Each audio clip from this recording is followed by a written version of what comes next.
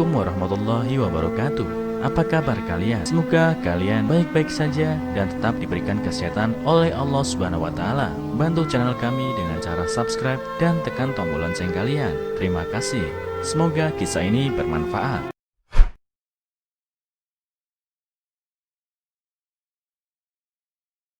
Ayah di rumah sakit. Ia berlutut pinjam uang ke keluarga. 2 tahun kemudian, balasannya diceritakan satu saja, namanya Gia, nama samaran, seorang anak laki-laki dan tinggal di desa. Semenjak ibunya meninggal saat ia lahir, maka ayahnya lah yang bekerja sangat keras untuk membiayai kebutuhan mereka.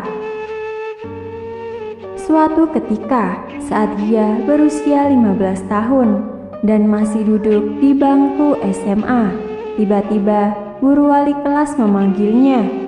Ia beritahu bahwa tetangganya baru saja menelpon dan mengabarkan kalau ayahnya mengalami kecelakaan saat memperbaiki rumah dan sekarang sedang dalam keadaan darurat. Setelah menerima kabar itu, Gia langsung ke rumah sakit.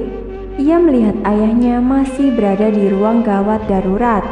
Dokter kemudian memberitahu Gia kalau ia harus menyiapkan biaya rumah sakit. Jika tidak, tindakan pengobatan tidak bisa dilakukan.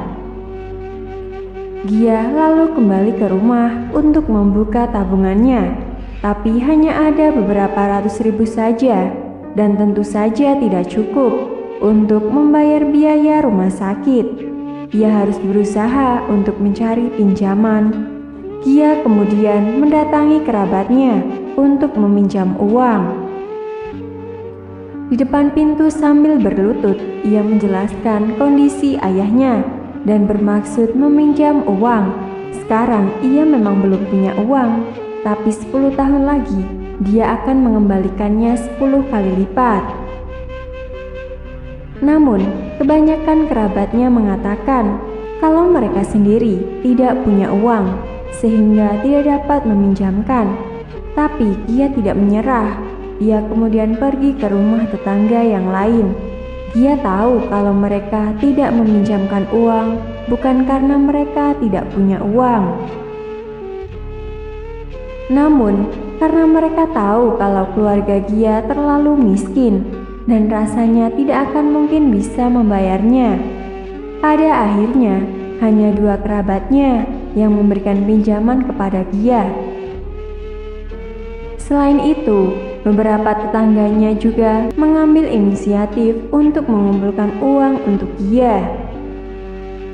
Akhirnya, nyawa ayah Gia berhasil diselamatkan dan kesehatannya pun berangsur-angsur stabil. Dia kemudian memutuskan untuk berhenti sekolah dan segera berupaya untuk menghasilkan uang.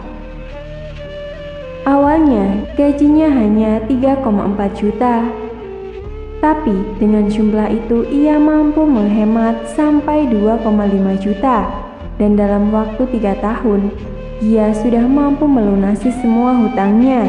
Tak terasa 20 tahun telah berlalu sampai suatu hari ada sebuah mobil mewah memasuki desa kecil dan diparkir di depan sebuah rumah tua.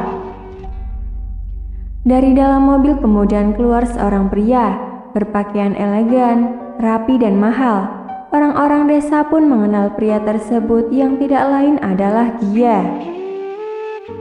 Dia kemudian mengetuk rumah tua tersebut dan setelah seorang wanita tua keluar, dia langsung berkata, "Bibi, ingatkah Bibi akan kata-kata yang pernah aku katakan 20 tahun yang lalu ketika meminjam uang untuk biaya pengobatan ayah?" Wanita tua hanya tertawa dan mengatakan kalau mereka masih bersaudara dan hanya bisa membantu sebanyak yang mereka bisa bantu. Tidak berpikir banyak. Dia pun segera berkata, "Bukan cuma itu, aku mengatakan bahwa 10 tahun lagi aku akan mengembalikan sebanyak 10 kali lipat. Dan karena sekarang sudah berlalu 20 tahun, maka aku harus mengembalikan sebesar 100 kali lipat. Ini Bibi, 100 kali lipat uang yang Bibi pinjamkan dulu 20 tahun yang lalu. Saat itu, dia diberi pinjaman sebesar 10 juta rupiah. Jadi sekarang, dia memberi 1 miliar. Demikian juga para tetangga yang membantu ayahnya saat itu. Dia tidak melupakan siapapun. Semuanya ia balas dengan jumlah yang sama. Sementara kerabat yang dulu tidak memberi pinjaman kepada dia, yang bisa menyesal. Bukan hanya menyesal karena tidak memberi pinjaman untuk dia, tapi ternyata dia juga menyekolahkan anak-anak, saudara, dan tetangganya di desa. Dan tentu saja keluarga dan tetangga dulu yang pernah membantunya.